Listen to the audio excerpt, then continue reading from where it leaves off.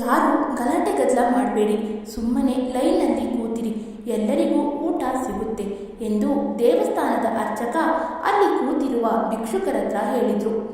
ಆಗ ಅಲ್ಲಿಗೆ ಒಂದು ಕಾರು ಬರುತ್ತೆ. ಅದರಿಂದ ಕೆಲ ಜನ ಇಳಿದು ಊಟ ಹಾಗೂ ಕಂಬಳಿ ಹಂಚಲು ಶುರು ಮಾಡುತ್ತಾರೆ. ಶೈಲಜಾ ಅಲ್ಲಿ ಇರುವ ಮಕ್ಕಳಿಗೋಸ್ಕರ ಪ್ರತ್ಯೇಕವಾಗಿ ಸ್ವೆಟರ್ ತಂದಿದ್ದಳು. ತಂದಿದ್ದ ಸ್ವೆಟರನ್ನು ಹಂಚಲು ಮಕ್ಕಳನ್ನೆಲ್ಲ ಒಂದು ಬದಿಗೆ ಕರೆದುಕೊಂಡು ಹೋದಳು. ಮಕ್ಕಳಿಗೆ ಸ್ವೆಟರ್ ಹಂಚಲು ಹೋದಾಗ ತನ್ನ ಕುಟುಂಬದವರೇ ಜೊತೆಗೂಡಿ ಅಲ್ಲಿದ್ದವರಿಗೆ ಎಲ್ಲರಿಗೂ ಊಟ ಬಡಿಸಲು ಶುರು ಮಾಡಿದಳು. ಊಟ ಬಡಿಸುತ್ತಾ ಹೋದಂತೆ ಅವಳು ಕೊನೆಯ ವ್ಯಕ್ತಿಯ ಬಳಿ ತಲುಪಿದಾಗ ಅವಳು ಆ ವ್ಯಕ್ತಿಯನ್ನು ಕಂಡು ಆಘಾತಗೊಂಡು ಅವರನ್ನೇ ನೋಡುತ್ತಾ ನಿಂತಳು. ಅಲ್ಲಿ ಒಬ್ಬ ಮುದುಕಿ ತಲೆ ತಗ್ಗಿಸಿ ಕೂತಿದ್ದಳು. ಹರಿದ ಹಳೆ ಬಟ್ಟೆ, ಹಳೆ ಕಿತ್ತೋದ ಚಪ್ಪಲಿ ಹಾಕೊಂಡಿದ್ದಳು. ಚಳಿಗೆ ನಡುಗುತ್ತಲಿದ್ದಳು. ಶೈಲಜಾ ಸರಿಯಾಗಿ ಆ ವೃದ್ಧೆಯ ಮುಖವನ್ನು ಗಮನಿಸಿದಾಗ ಶಾಕ್ ಆಗಿ ಕೈಯಲ್ಲಿದ್ದ ವಸ್ತುಗಳನ್ನೆಲ್ಲ ನೆಲಕ್ಕುರುಳಿದವು. ಆಗ ನೆಲಕ್ಕುರುಳಿದ ಕಂಬಳಿಯನ್ನು ಕೈಯಲ್ಲಿ ಹಿಡಿದು ವೃದ್ಧೆ ಶೈಲಜಾ ಹತ್ತಿರ ಕೇಳ್ತಾರೆ, ಇದು ನಾನು ಇಟ್ಟುಕೊಳ್ಳಲೇ ಮಗಳೇ? ತುಂಬ ಚಳಿಯಾಗುತ್ತಿದೆ, ನನಗೆ ಬೇಕಿದ್ರೆ ಊಟ ಕೊಡಬೇಡ ನೀನು. ಶೈಲಜಾ ವೃದ್ಧೆಯ ಮಾತು ಕೇಳಿ ಅಳಲಾರಂಭಿಸುತ್ತಾಳೆ. ಮತ್ತೆ ಕೇಳುತ್ತಾಳೆ, ಅಮ್ಮ, ನಾನು ಯಾರೆಂದು ನಿಮಗೆ ಗೊತ್ತಾಗಿಲ್ವಾ? ನಾನು ನಿಮ್ಮ ಮಗಳಮ್ಮ, ನೀವಿಲ್ಲಿ? ಅದು ಈ ಸ್ಥಿತಿಯಲ್ಲಿ ಆ ವೃದ್ಧೆಗೆ ಶೈಲಜಾ ಮಾತು ಕೇಳುತ್ತಲಿತ್ತು, ಆದರೆ ಯಾವುದೂ ಅರ್ಥವಾಗುತ್ತಿರಲಿಲ್ಲ. ಹಾಗೂ ಶೈಲಜಾಳನ್ನು ದಿಟ್ಟಿಸಿ ನೋಡುತ್ತಲಿದ್ದಳು. ಆಗ ಹಿಂದಿನಿಂದ ಬಂದು ಕೇಳುತ್ತಾರೆ, ನಿನಗೆ ಇವರು ಗೊತ್ತೇ? ಹೌದು, ಇದು ನನ್ನ ತಾಯಿ ಶಿವಮ್ಮ. ಶೈಲಜಾ ಹೇಳಿದಳು. ಮಗಳೇ, ಇದು ಯಾರೆಂದು ಎಲ್ಲಿಂದ ಬಂದರೆಂದು ಒಂದೂ ತಿಳಿದಿಲ್ಲ. ಆದರೆ ಒಂದು ದಿನ ಯಾರೋ ಒಬ್ಬರು ಇಲ್ಲಿ ಕೂರಿಸಿ ಹೋಗಿದ್ದಾರೆ. ಅವತ್ತಿನಿಂದ ಇವರು ಈ ದೇವಸ್ಥಾನದ ಹೊರಗಡೆ ಕೂತಿದ್ದಾರೆ. ಹಾಗೆ ದೇವಸ್ಥಾನದ ಪಕ್ಕದಲ್ಲಿರುವ ಸ್ಮಶಾನದಲ್ಲಿ ಇರುತ್ತಾರೆ. ಬೇಸರದ ಸಂಗತಿ ಏನೆಂದರೆ ಇವರಿಗೆ ಜೀವನದ ಯಾವುದೇ ಘಟನೆಗಳು ನೆನಪಿಲ್ಲ. ಆದರೆ ನೀನು ಹೇಳ್ತಾ ಇದ್ದೀಯಾ ಇದು ನಿನ್ನ ತಾಯಿ ಎಂದು. ಅದೇಗೆ ಸಾಧ್ಯ? ಇವರ್ಯಾಕೆ ಈ ಸ್ಥಿತಿಯಲ್ಲಿದ್ದಾರೆ? ನನಗೊಂದು ಅರ್ಥವಾಗುತ್ತಿಲ್ಲ. ಗುರುಗಳೇ, ನನ್ನ ಅಮ್ಮನನ್ನು ನನ್ನ ಅಣ್ಣ ಸುಧೀರ್ ಅಮೇರಿಕಕ್ಕೆ ಕರೆದುಕೊಂಡು ಹೋಗಿದ್ದ. ಆವತ್ತಿನಿಂದ ಇವತ್ತಿನವರೆಗೂ ನಾನು ನನ್ನ ತಾಯಿ ಜೊತೆ ಫೋನಿನಲ್ಲಿ ಮಾತನಾಡ್ತಿದ್ದೆ. ಆದರೆ ಇವರು ಇಲ್ಲಿ ಈಗ ಏನು ಮಾಡುತ್ತಿದ್ದಾರೆ? ಅದು ಕೂಡ ಈ ಸ್ಥಿತಿಯಲ್ಲಿ. ನನಗೆ ನಂಬಲು ಅಸಾಧ್ಯವಾಗಿದೆ. ನನ್ನ ಪ್ರಕಾರ ಅಣ್ಣನೇ ಇವರನ್ನು ಇಲ್ಲಿ ತಂದುಬಿಟ್ಟಿರಬಹುದು, ಅಥವಾ ಇವರೇ ಅವರಿಗೆ ಹೇಳದೆ ಇಲ್ಲಿಗೆ ಬಂದಿರಬಹುದು. ಇವರಲ್ಲಿ ಕೇಳೋಣ ಅಂದರೆ ಇವರಿಗೆ ಏನೂ ನೆನಪಿಲ್ಲ. ಇನ್ನೇನಿದ್ರೂ ಅಣ್ಣನ ಹತ್ರ ಕೇಳಬೇಕು. ಈಗಲೇ ಅವನಿಗೆ ಕರೆ ಮಾಡ್ತೇನೆ. ಶೈಲಜಾ ಸುಧೀರನಿಗೆ ಫೋನ್ ಮಾಡುತ್ತಾಳೆ. ಫೋನ್ ರಿಸೀವ್ ಮಾಡುತ್ತಲೇ ಶೈಲಜಾ ಅಣ್ಣನ ಹತ್ರ ಕೇಳಿದ್ಲು, ಹಲೋ ಅಣ್ಣ, ಹೇಗಿದ್ದೀಯಾ, ಎಲ್ಲಿದ್ದೀಯಾ ಎಂದು. ಆಗ ಸುಧೀರ್ ಹೇಳ್ತಾನೆ, ಏನಿಲ್ಲ, ಸುಮ್ಮನೆ ನಿನ್ನ ಅತ್ತಿಗೆ ಜೊತೆ ಹೊರಗಡೆ ಬಂದು ಶಾಪಿಂಗ್ ಮಾಡ್ತಾ ಇದ್ದೇನೆ. ನೀನು ಹೇಳು, ಇವತ್ತು ನೀನು ಹೋಮ ಹವನ ಎಲ್ಲ ಕಾರ್ಯಕ್ರಮ ಇದೆಯಲ್ಲ, ಅದರ ತಯಾರಿಯೆಲ್ಲ ನಡೆದಿದ್ಯಾ ಎಂದು ಸುಧೀರ್ ಕೇಳ್ತಾನೆ. ಹಾಂ, ಎಲ್ಲ ನಡೆಯುತ್ತಿದೆ ಅಣ್ಣ ಎಂದು ಹೇಳುತ್ತಾಳೆ. ಅಣ್ಣ, ಅಮ್ಮನಿಗೆ ಒಮ್ಮೆ ಫೋನ್ ಕೊಡು, ಅವರಿಗೆ ಹೋಮ ಹವನ ಅಂದರೆ ತುಂಬ ಇಷ್ಟ. ವಿಡಿಯೋ ಕಾಲ್ ಮುಖಾಂತರ ಅವರು ನೋಡಲಿ ಎಂದು ಹೇಳಿದಾಗ, ಆಯಿತು ತಡಿ, ಒಂದು ನಿಮಿಷವೆಂದು ಹೇಳಿ ಸುಧೀರ್ ಅಮ್ಮ ಅಮ್ಮ ಎಂದು ಕೂಗ್ತಾನೆ. ಆಗ ಫೋನ್ ತಗೊಂಡು, ಹೇಳು ಮಗಳೇ ಎಂದು ಸೇಮ್ ಅಮ್ಮನ ಧ್ವನಿಯಲ್ಲೇ ಮಾತಾಡ್ತಾರೆ. ನನಗೆ ಇವತ್ತು ಮೈ ಹುಷಾರಿಲ್ಲ, ಔಷಧಿ ತಗೊಂಡು ಮಲಗಿದ್ದೇನೆ. ನೀನು ಇನ್ನೊಮ್ಮೆ ವಿಡಿಯೋ ಕಾಲ್ ಮಾಡು ಮಗಳೇ ಎಂದು ಹೇಳ್ತಾರೆ. ತಕ್ಷಣ ಸುಧೀರ್ ಅಮ್ಮನ ಕೈಯಿಂದ ಫೋನ್ ತಗೊಂಡು, ಅದೇನು ಗೊತ್ತಾ ಶೈಲಜಾ, ಅಮ್ಮನಿಗೆ ಇಲ್ಲಿಯ ವಾತಾವರಣ ಅಷ್ಟು ಸೂಟ್ ಆಗಲ್ಲ ನೋಡು, ಅದಕ್ಕೆ ಮಲಗಿಬಿಟ್ಟಿದ್ದಾರೆ. ನೀನು ಇನ್ನೊಂದ್ಸಲ ಮಾತಾಡುವೆಯಂತೆ ಎಂದು ಹೇಳಿ ಆತಂಕಗೊಂಡಳು. ಅದಲ್ಲದೆ ಅವಳು ಯೋಚಿಸ್ತಾಳೆ, ಅಮ್ಮ ನನ್ನ ಮುಂದೆ ಕೂತ್ಕೊಂಡಿದ್ದಾರೆ, ಮತ್ತೆ ಫೋನಿನಲ್ಲಿ ಮಾತಾಡಿದ್ದಾದರೂ ಯಾರು? ಅದು ಅಲ್ಲದೆ ಸುಧೀರ್ ಅಮ್ಮನನ್ನು ಕರ್ಕೊಂಡು ಹೋದ್ಮೇಲೆ ಒಮ್ಮೆಯೂ ಕೂಡ ವಿಡಿಯೋ ಕಾಲ್ ಮಾಡಿಲ್ಲ, ಬರೀ ನಾರ್ಮಲ್ ಕಾಲ್ ಮಾಡಿ ಮಾತಾಡಿಸಿದ್ದು. ವಿಡಿಯೋ ಕಾಲ್ ಮಾಡೋಕ್ಕೆ ಹೇಳಿದ್ರೆ ನೆಪ ಹೇಳಿ ತಪ್ಪಿಸಿ ಬಿಡುತ್ತಿದ್ದ. ಅಷ್ಟಕ್ಕೂ ಇದೆಲ್ಲ ಏನಾಗುತ್ತದೆ ಎಂದು ಶೈಲಜಾಳಿಗೆ ಅರ್ಥವಾಗುವುದಿಲ್ಲ. ಶೈಲಜಾ ಶಿವಮ್ಮರನ್ನು ಜೊತೆಗೆ ಕರ್ಕೊಂಡು ಹೋಗ್ತಾಳೆ. ಹಾಗೂ ತನ್ನ ಪತಿ ರಮೇಶನ ಹತ್ರ ಹೇಳ್ತಾಳೆ, ನೋಡ್ರಿ, ಅಮ್ಮನಿಗೆ ಏನಾಗಿದೆ ಎಂದು ತಿಳಿಯುತ್ತಿಲ್ಲ. ಅಣ್ಣ ಅಮೆರಿಕಕ್ಕೆ ಕರ್ಕೊಂಡು ಹೋಗಿದ್ದ, ಮತ್ತೆ ಹೇಗೆ ಅಮ್ಮ ಈ ಸ್ಥಿತಿಯಲ್ಲಿ ಇಲ್ಲಿ? ಇವರಿಗೆ ಗುರುತು ಕೂಡ ಸಿಗುತ್ತಿಲ್ಲ. ಅದು ಅಲ್ಲದೆ ಅಣ್ಣ ಯಾರ ಜೊತೆ ನನ್ನನ್ನು ಅಮ್ಮನೆಂದು ಮಾತಾಡಿಸ್ತಿದ್ದ ಗೊತ್ತಾಗ್ತಿಲ್ಲ. ಶೈಲಜಾ, ನಿನಗೆ ಪಕ್ಕ ಅಲ್ವಾ ಇದು ನಿನ್ನ ಅಮ್ಮನೇ ಹೋದಲ್ವಾ? ಯಾಕಂದರೆ ಅಣ್ಣ ಅಲ್ಲಿ ಅಮ್ಮ ಇದ್ದಾರೆಂದು ಫೋನಿನಲ್ಲಿ ಮಾತಾಡಿಸ್ತಿದ್ದಾನೆ. ಇದು ಅಮ್ಮನ ತದ್ರೂಪಿ ಆಗಿರಬಹುದೇ ಎಂದು ರಮೇಶ್ ನೀವೇ ಹೇಳ್ತಿದ್ದೀರಾ? ಇದು ನನ್ನ ಅಮ್ಮನೇ. ತದ್ರೂಪಿ ಬಹುರೂಪಿ ಎಲ್ಲ ಸಿನಿಮಾದಲ್ಲಿ ಮಾತ್ರ, ನಿಜ ಜೀವನದಲ್ಲಿ ಅಲ್ಲ. ನನಗೆ ನನ್ನ ಅಮ್ಮನನ್ನು ಗುರುತಿಸೋಕೆ ಆಗಲ್ವಾ? ಇಲ್ಲೇನೋ ಮೋಸ ನಡೀತಾ ಇದೆ, ಏನೋ ಮಿಸ್ ಹೊಡೆಯುತ್ತಿದೆ. ಆದರೆ ಕಂಡು ಹಿಡಿಯುವುದು ಹೇಗೆ? ಅಣ್ಣ ತುಂಬ ದೂರ ಅಮೆರಿಕದಲ್ಲಿ ಇದ್ದಾನೆ. ಫೋನಿನಲ್ಲಿ ಸತ್ಯ ಹೇಳದೆ ಏನೋ ಮುಚ್ಚಿಡ್ತಿದ್ದಾನೆ. ಇಲ್ಲಿ ಅಮ್ಮ ನೆನಪಿನ ಶಕ್ತಿ ಕಳ್ಕೊಂಡ್ಬಿಟ್ಟಿದ್ದಾರೆ. ಸತ್ಯ ತಿಳಿಯುವುದಾದರೂ ಹೇಗೆ? ಶೈಲಜಾ, ಅದೆಲ್ಲ ಮತ್ತೆ ಆಲೋಚಿಸುವ. ಮೊದಲು ಇವರಿಗೆ ಚಿಕಿತ್ಸೆ ಕೊಡಿಸಿದ್ರೆ, ಒಮ್ಮೆ ಇವರು ಸರಿಯಾದರೆ ಎಲ್ಲ ಸತ್ಯ ಹೊರಬರುತ್ತೆ ಎಂದು ರಮೇಶ್ ಹೇಳ್ತಾನೆ. ಶೈಲಜಾ ಶಿವಮ್ಮರ ಕಾಲ ಕೆಳಗಡೆ ಕೂತು ಕೇಳ್ತಾಳೆ, ಅಮ್ಮ, ನಿಮಗೆ ನಿಮ್ಮ ಮಗಳ ನೆನಪಿಲ್ವಾ? ಅಮ್ಮ, ನಿಮಗೆ ನಾನು ಪ್ರಾಣಕ್ಕಿಂತ ಹೆಚ್ಚಾಗಿದ್ದೆ. ಮತ್ತೆ ಹೇಗೆ ಅಮ್ಮ ನನ್ನ ಮರೆತು ಬಿಡುವಿರಿ? ಹೇಳುತ್ತಾ ಜೋರಾಗಿ ಅಳಲು ಶುರು ಮಾಡುತ್ತಾಳೆ. ಮಗಳೇ, ಯಾರು ನೀನು? ನನಗೆ ನಿಜವಾಗಲೂ ನೆನಪಾಗ್ತಿಲ್ಲ. ಆದರೆ ನೀನು ಮಾಡುತ್ತಿರುವ ಈ ಕೆಲಸ ಇದೆಯಲ್ಲ, ಬಡವರಿಗೆ ದಾನ ಮಾಡುವುದು ದೇವರು ಮೆಚ್ಚುವ ಒಂದೊಳ್ಳೆಯ ಕಾರ್ಯ. ನಿನಗೆ ಗೊತ್ತಾ, ಅಲ್ಲಿರುವ ಮಕ್ಕಳು ರಾತ್ರಿ ಚಳಿಗೆ ತುಂಬ ಅಳುತ್ತಿರ್ತೆ. ಇವತ್ತು ಅವರು ಕೂಡ ಆರಾಮವಾಗಿ ನಿದ್ರಿಸಬಹುದು. ದೇವರು ನಿನ್ನನ್ನು ಚೆನ್ನಾಗಿಟ್ಟಿರಲಿ ಎಂದು ಶಿವಮ್ಮರವರು ಆಶೀರ್ವಾದ ಮಾಡ್ತಾರೆ. ಅಮ್ಮ, ಇದೆಲ್ಲ ನಿಮ್ಮಿಂದಲೇ ಕಲಿತಿದ್ದೇನೆ. ಯಾವಾಗ ನೀವು ಜನರಿಗೆ ಸಹಾಯ ಮಾಡಲು ಶಕ್ತರಾಗಿರುತ್ತೇವೆಯೋ ಆಗ ಕಡ್ಡಾಯವಾಗಿ ಮಾಡು. ನಮಗೆ ಕೊಟ್ಟಿದ್ದು ಇನ್ನೊಬ್ಬರ ಕನಸಾಗಿರಬಹುದು ಎಂದಿದ್ದೀರಿ. ಈಗ ನೆನಪಿಲ್ಲ, ಆದರೆ ನನಗೆಲ್ಲ ನೆನಪಿದೆ. ಹಾಗೆ ನಿಮ್ಮ ಮಗಳು ನಿಮಗೂ ಸಹಾಯ ಮಾಡುತ್ತಾಳೆ ಎಂದು ಹೇಳ್ತಾಳೆ. ಮರುದಿವಸ ಶೈಲಜಾ ಶಿವಮ್ಮರನ್ನ ಡಾಕ್ಟರ್ ಹತ್ರ ಕರ್ಕೊಂಡೋಗ್ತಾಳೆ. ಪರೀಕ್ಷೆ ಮಾಡಿ ಡಾಕ್ಟರ್ ಹೇಳ್ತಾರೆ, ಇವರಿಗೆ ಅದು ಯಾವುದೋ ಒಂದು ಘಟನೆಯ ಶಾಕಿಗೆ ಒಳಗಾಗಿ ನೆನಪಿನ ಶಕ್ತಿ ಕಳ್ಕೊಂಡಿದ್ದಾರೆ. ಇಂತಹ ರೋಗ ಗುಣವಾಗುವುದು ಅಷ್ಟು ಸುಲಭವಲ್ಲ. ಆದರೆ ಕೆಲವೊಮ್ಮೆ ಅದೇ ಘಟನೆ ಮತ್ತೊಮ್ಮೆ ಕಣ್ಣ ಮುಂದೆ ನಡೆದರೆ ನೆನಪಿನ ಶಕ್ತಿ ಮರಳುವ ಸಾಧ್ಯತೆ ಕೂಡ ಇದೆ. ಆದರೆ ನನಗೆ ಪಕ್ಕಾ ಹೇಳೋಕ್ಕಾಗಲ್ಲ. ಅದಕ್ಕೂ ಮೊದಲು ನನಗೆ ಇವರ ಸ್ವಲ್ಪ ಟೆಸ್ಟ್ ಮಾಡೋಕ್ಕಿದೆ. ನಮಗೆಷ್ಟು ಸಾಧ್ಯವೋ ಅಷ್ಟು ಶ್ರಮಿಸುತ್ತೇವೆ ಎಂದು ಡಾಕ್ಟರ್ ಹೇಳ್ತಾರೆ. ಟೆಸ್ಟ್ ಎಲ್ಲ ಮುಗಿದ ಮೇಲೆ ಶಿವಮ್ಮರನ್ನು ಶೈಲಜಾ ಮನೆಗೆ ಕರ್ಕೊಂಡು ಬರ್ತಾಳೆ. ಮನೆಗೆ ಬಂದು ರಮೇಶನ ಹತ್ರ ಹೇಳ್ತಾಳೆ, ರಮೇಶ್, ಇದುವರೆಗೂ ನಾನು ಇಷ್ಟೊಂದು ದುರ್ಬಲ ಆಗಿಲ್ಲ. ಆದರೆ ಯಾಕೋ ನಾನು ಈಗ ತುಂಬ ಸೋತಂತೆ ಅನಿಸಿದೆ. ನನಗೆ ಅರ್ಥ ಆಗ್ತಿದೆ ಅಮ್ಮನ ಜೊತೆ ಏನೋ ಅನ್ಯಾಯವಾಗಿದೆ ಎಂದು. ಆದರೆ ಏನು ಮಾಡೋಕ್ಕೆ ಆಗ್ತಿಲ್ಲ ನನಗೆ. ಏನು ಮಾಡಲಿ? ಅಮ್ಮ ಒಮ್ಮೆ ಗುಣವಾಗಲಿ, ನಂತರ ನನಗೆ ಎಲ್ಲ ರಹಸ್ಯ ತಿಳಿಯಬಹುದು. ನೋಡು ಶೈಲಜಾ, ಡಾಕ್ಟರ್ ಹೇಳಿದ್ದಂಗೆ ಅಮ್ಮನಿಗೆ ಅದೇ ಹಳೆಯ ಘಟನೆಯನ್ನು ಮತ್ತೆ ತೋರಿಸಿದರೆ ನೆನಪಿನ ಶಕ್ತಿ ವಾಪಸ್ ಬರುತ್ತದೆಂದು. ಆದರೆ ನಮಗೆ ಹೇಗೆ ತಿಳಿಯುವುದು ಅಮ್ಮನಿಗೆ ಯಾವ ಘಟನೆ ಈ ರೀತಿಯಾಗಲು ಕಾರಣವೆಂದು? ಈಗ ಉಳಿದಿರುವುದು ಒಂದೇ ದಾರಿ, ಅದು ಸುಧೀರಣ್ಣ. ಅವನೇ ಎಲ್ಲ ಹೇಳಬೇಕು ಎಂದು ರಮೇಶ್ ಹೇಳ್ತಾನೆ. ಆದರೆ ಅಣ್ಣ ಇಷ್ಟು ದಿನ ಸುಳ್ಳು ಹೇಳ್ತಾ ಬಂದವನು ಈಗ ಯಾಕೆ ನಿಜ ಹೇಳ್ತಾನೆ? ನನಗೆ ಆಲೋಚಿಸಿ ಹುಚ್ಚು ಹಿಡಿಯುತ್ತಿದೆ. ಏನಂದರೆ, ಅಣ್ಣ ಅಮೆರಿಕಕ್ಕೆ ಹೋಗಿ ಅಂದಾಜು 1 ವರ್ಷ ಮೇಲಾಯಿತು. ಅವತ್ತಿನಿಂದ ಅಮ್ಮ ಈ ಸ್ಥಿತಿಯಲ್ಲಿ ಜೀವಿಸುತ್ತಿದ್ದರು. ಬಿಸಿಲು ಮಳೆ ಚಳಿಯಲ್ಲಿ ಒದ್ದಾಡುತ್ತಿದ್ದರು. ಆದರೆ ನಾನು ಪೆದ್ದಿ ದೂರ ಕೂತ್ಕೊಂಡು ಅಂದ್ಕೊಂಡಿದ್ದೆ ಅಮ್ಮ ಅಮೆರಿಕದಲ್ಲಿ ಆರಾಮದಲ್ಲಿದ್ದಾರೆಂದು.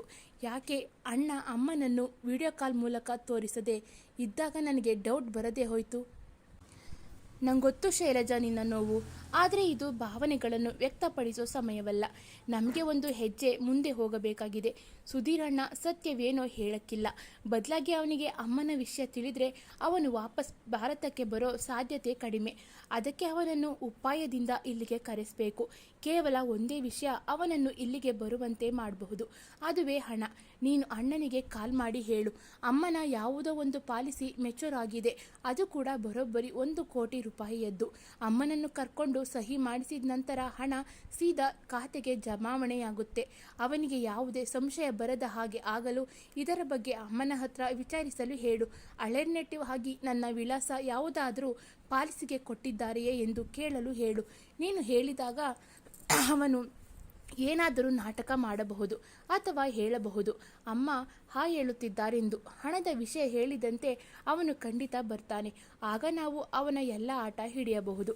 ಅವನು ಬರುವಾಗ ಅಮ್ಮ ಜೊತೆಗೆ ಇಲ್ಲದಿರುವುದಕ್ಕೆ ಏನು ಕಾರಣ ಹೇಳ್ತಾನೆ ನೋಡೋಣ. ಅಲ್ಲಿಯವರೆಗೆ ಅಮ್ಮನನ್ನು ಎಲ್ಲಾದರೂ ಬಚ್ಚಿಡಬೇಕೆಂದು ರಮೇಶ್ ಹೇಳ್ತಾನೆ. ಆ ದಿನ ರಾತ್ರಿ ಎಲ್ಲರೂ ಮಲಗಿದ ಮೇಲೆ ಶಿವಮ್ಮನವರು ನಿದ್ರೆಯಲ್ಲಿ ಜೋರಾಗಿ ಕಿರಿಚುತ್ತಾ ಹೇಳಲು ಶುರು ಮಾಡಿದ್ರು. ನಾನು ಅವಳನ್ನು ಕೊಂದಿಲ್ಲ, ನಾನು ಕೊಂದಿಲ್ಲ ಮಗನೆ, ನೀನು ನಂಬು. ಶೈಲಜಾ ಶಿವಮ್ಮರ ಕೋಣೆಯಲ್ಲೇ ಮಲಗಿದ್ದಳು. ಅವಳು ಇವರ ಬೊಬ್ಬೆ ಕೇಳಿ ಎಚ್ಚರಗೊಂಡು ಕೂತು ಬಿಟ್ಟಳು. ಆದರೆ ಶಿವಮ್ಮರನ್ನು ಎಚ್ಚರಿಸಲಿಲ್ಲ. ಯಾಕಂದರೆ ಬಹುಶಃ ನಿದ್ದೆಯಲ್ಲೇ ಅಮ್ಮ ಹೇಳೋ ಮಾತುಗಳು ಉಪಯೋಗಕ್ಕೆ ಬರಬಹುದು ಎಂಬ ಆಲೋಚನೆ ಅವಳದಾಗಿತ್ತು. ಆದರೆ ಅವರು ಆ 2 ಮಾತು ಬಿಟ್ಟು ಬೇರೇನು ಹೇಳಲಿಲ್ಲ. ಅಣ್ಣನಿಗೆ ಕಾಲ್ ಮಾಡಿ ರಮೇಶ್ ಹೇಳಿಕೊಟ್ಟಂತೆ ಹೇಳ್ತಾಳೆ.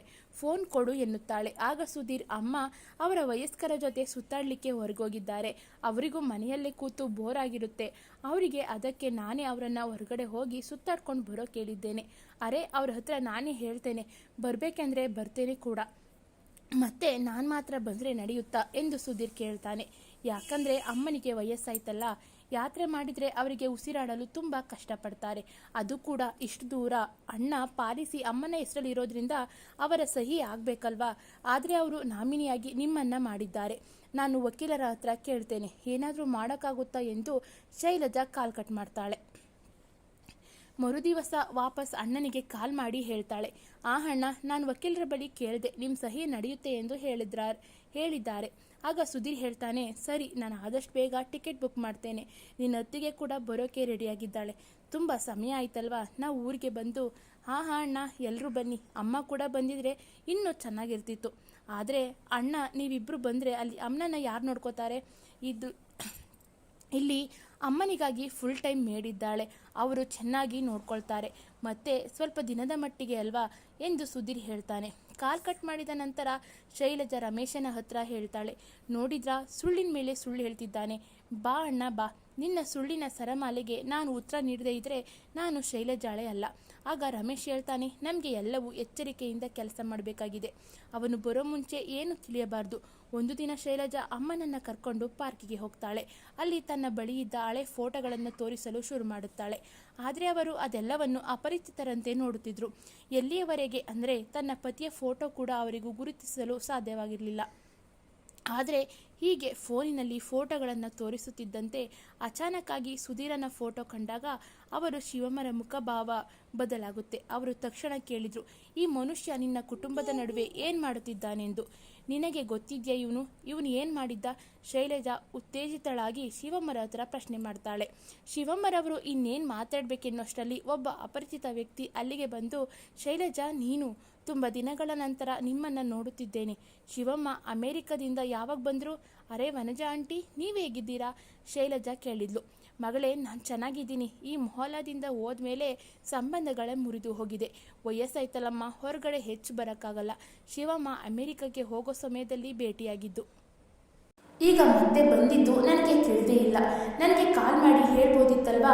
ನಾವು ನೆರೆಕೆರೆ ಹೇಳೋದಕ್ಕಿಂತ ಹೆಚ್ಚು ಗೆಳತಿಯರು. ಸ್ವಲ್ಪ ದೂರ ಹೋದ್ರೆಂದರೆ ಸಂಬಂಧವನ್ನೇ ಮುರಿಯುವುದೇ? ಆಂಟಿ, ನಾನು ನಿಮಗೆ ಈಗ ಏನು ಹೇಳಲಿ? ಅಮ್ಮನಿಗೆ ಈಗ ಯಾವುದೂ ನೆನಪಿಲ್ಲ. ನೀವು ಹೇಳಿದ್ರೆ ನಂಬಲಿಕ್ಕಿಲ್ಲ. ನಾನು ಅಮ್ಮನನ್ನು ಯಾವ ಸ್ಥಿತಿಯಲ್ಲಿ ನೋಡಿದ್ನೆಂದರೆ, ನಾವು ತುಂಬ ಪ್ರಯತ್ನ ಪಟ್ಟ ನಂತರ ರಮೇಶನಿಗೆ ಈ ಊರಿಗೆ ವರ್ಗಾವಣೆ ಆಯಿತು. ನನ್ನ ಮಾವ ಅತ್ತೆಗೂ ನಮ್ಮನ್ನು ಬಿಟ್ಟರೆ ಬೇರೆ ಯಾರೂ ಇಲ್ಲ.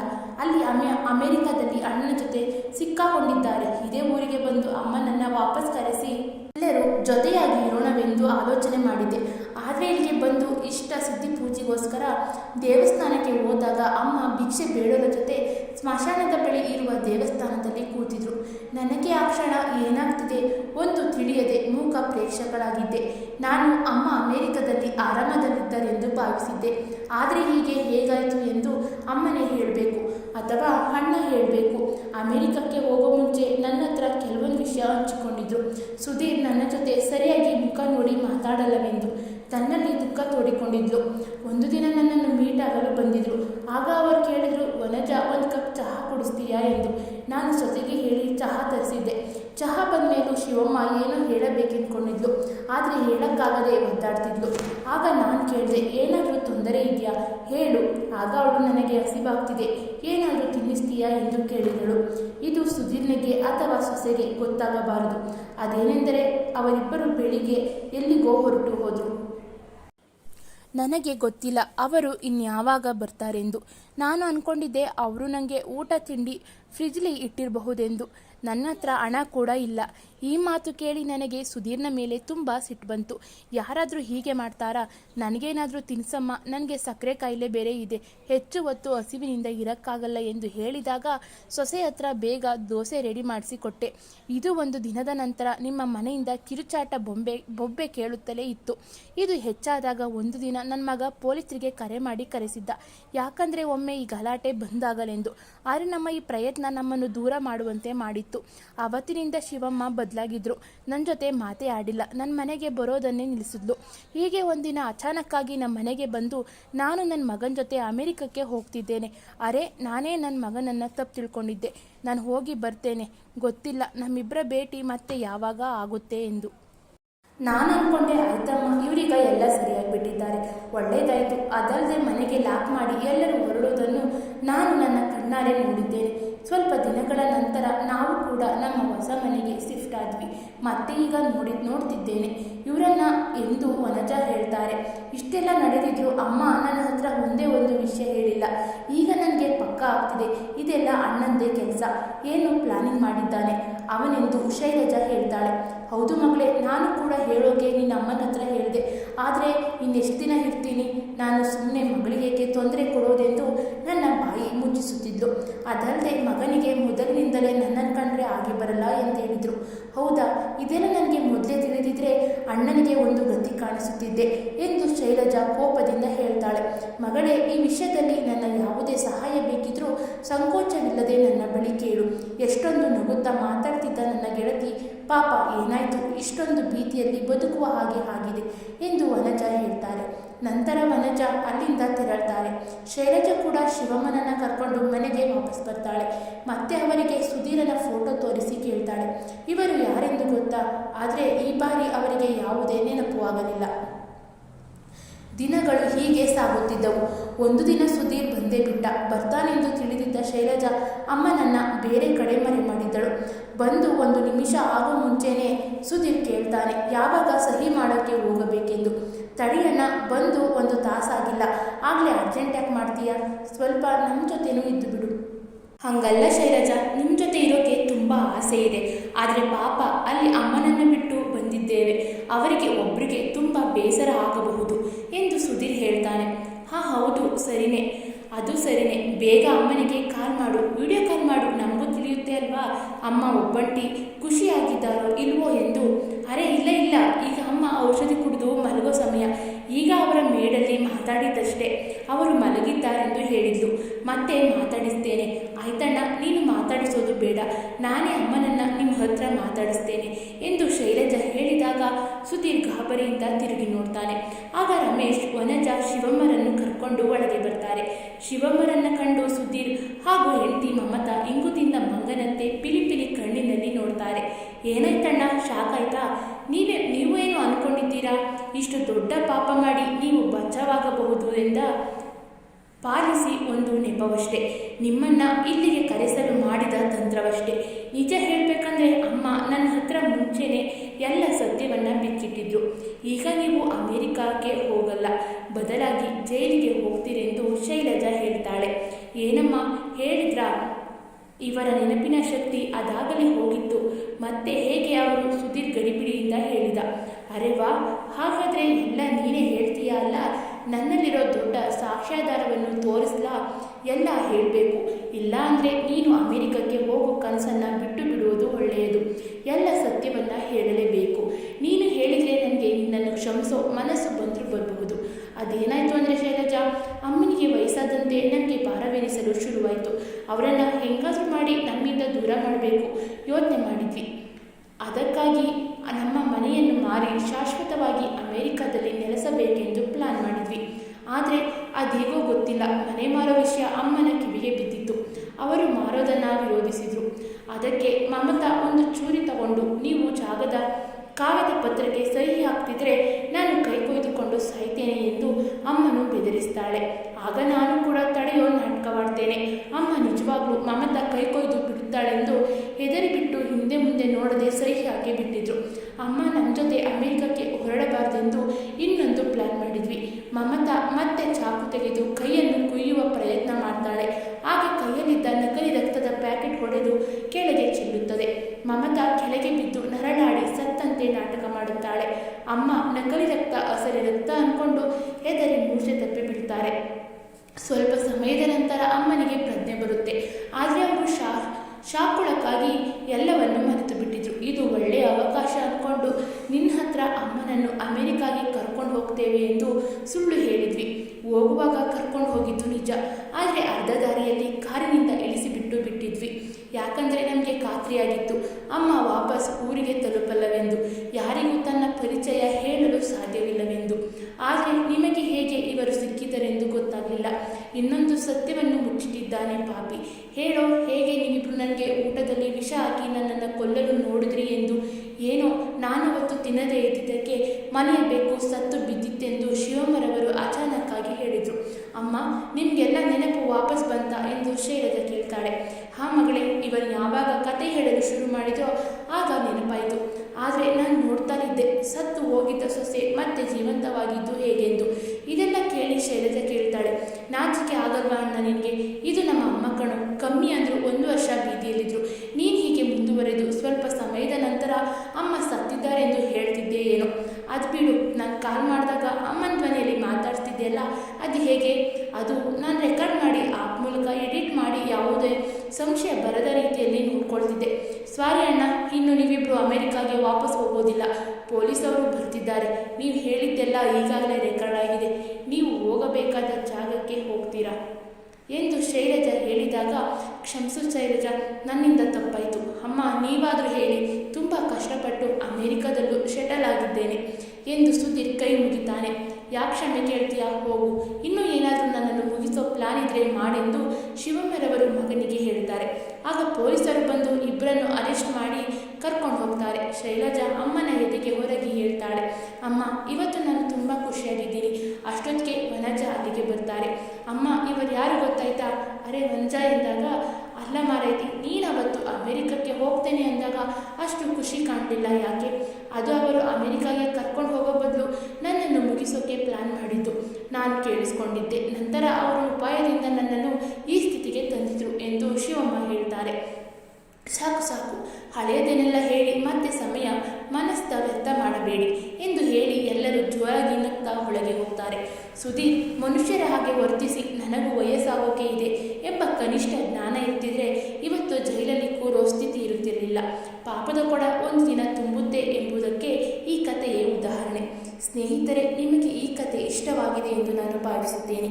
ಈ ಕತೆ ನಿಮಗೆ ಇಷ್ಟವಾಗಿದ್ದಲ್ಲಿ ದಯವಿಟ್ಟು ಒಂದೇ ಒಂದು ಲೈಕ್ ಮಾಡಿ, ಹಾಗೆ ಶೇರ್ ಮಾಡಿ, ಕಮೆಂಟ್ ಮಾಡಿ, ಹಾಗೆ ಸಬ್ಸ್ಕ್ರೈಬ್ ಮಾಡೋದನ್ನು ಮರಿಬೇಡಿ. ಇದೇ ರೀತಿ ಸಪೋರ್ಟ್ ಮಾಡಿ. ಇನ್ನೊಂದು ಕತೆ ಮೂಲಕ ಸಿಗೋಣ. Until then stay tune. Thank you. ಧನ್ಯವಾದಗಳು. ಬಾಯ್ ಬಾಯ್.